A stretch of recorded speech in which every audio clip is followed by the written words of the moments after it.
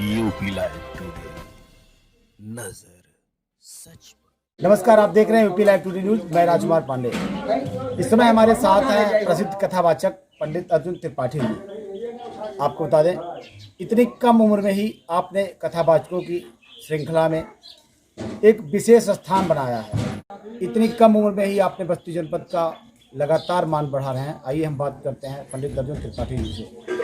पंडित जी, इतनी ही उम्र में इतना सब कुछ कैसे? इसमें विशेष स्थान जो है हमारे माता पिता और हमारे बाबा श्री चंद्रभूषण त्रिपाठी जी का रहा है।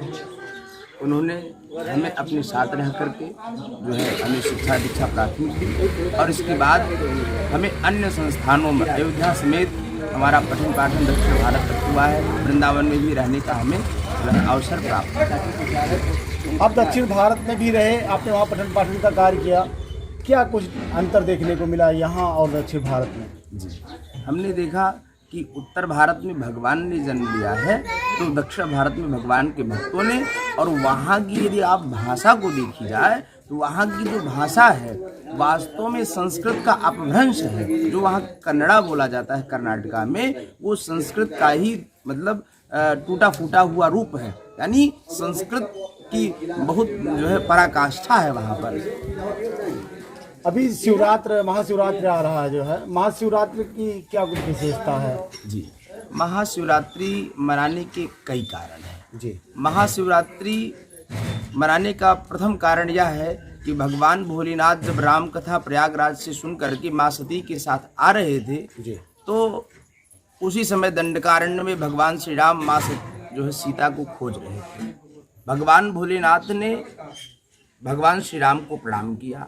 माँ सती के मन में शंका हुई कि जो प्रभु है वह अपनी पत्नी को अग्नि की भांति खोज रहा है। सती के मन में शंका हुई तो सती शंका दूर करने के लिए जिस मार्ग से भगवान श्री राम माँ सीता को खोज रहे थे, सती सीता का वेश बना करके आती हैं।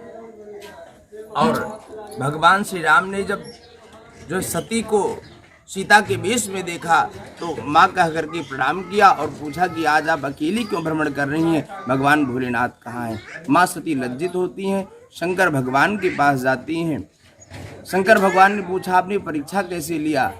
तो सती झूठ बोल देती हैं कि जैसे आपने प्रणाम किया वैसे हमने भी प्रणाम किया। शंकर भगवान ने ध्यान किया तो देखा कि आज हमारी पत्नी सती ने हमारी माँ सीता का रूप धारण किया। भगवान भोलेनाथ विचार करते हैं कि यह तन सती भेंट अब नाही और शिव संकल्प कीन मन माही, कि आपने हमारे आराध्य की पत्नी माँ सीता का वेश धारण किया है, अब आपसे हमारा भेंट नहीं हो सकता। और ऐसा जब भगवान ने संकल्प किया तो सती अपने पिता के यहाँ जाती हैं।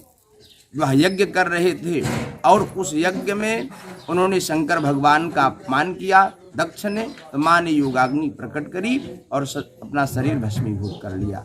और वही माँ सती पर्वतराज हिमांचल के यहाँ जन्म लेती हैं पार्वती के रूप में। और पुनः भगवान राम की प्रेरणा से शंकर भगवान और माँ पार्वती का विवाह होता है। जिस दिन शंकर भगवान और माँ पार्वती का विवाह हुआ उस दिन महाशिवरात्रि थी। इस कारण से महाशिवरात्रि मनाई जाती है। आज के समय में लोग डॉक्टर, इंजीनियर, वैज्ञानिक, टेक्निकल की दिशा में जो है जा रहे हैं। अध्यात्म दिशा में बहुत कम लोगों का जो है रुचि होता है। क्या कुछ लेकर इसको जो है युवाओं को कहना चाहेंगे आप? हाँ, अध्यात्म की तरफ रुझान थोड़ा सा कम है। जी बिल्कुल। इसका एक कारण यह है कि जैसे हम यदि आध्यात्मिक शिक्षा दीक्षा ग्रहण करते हैं तो हमें मात्र इस कार्य में या हम धर्मोपदेशक ही बन सकते हैं जहाँ तक लगभग है। यदि व्यक्ति अंग्रेजी की शिक्षा प्राप्त करता है, व्यक्ति टेक्निकल शिक्षा प्राप्त करता है तो वह अनेक विधाएं उसके लिए खुली रहती हैं।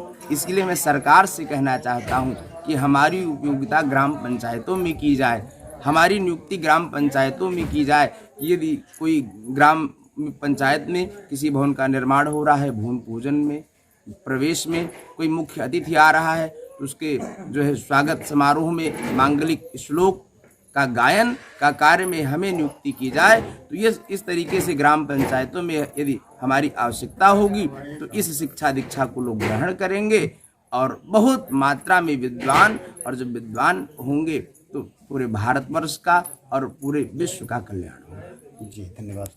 Please subscribe and don't forget to press the bell icon to get notified whenever we upload a new video.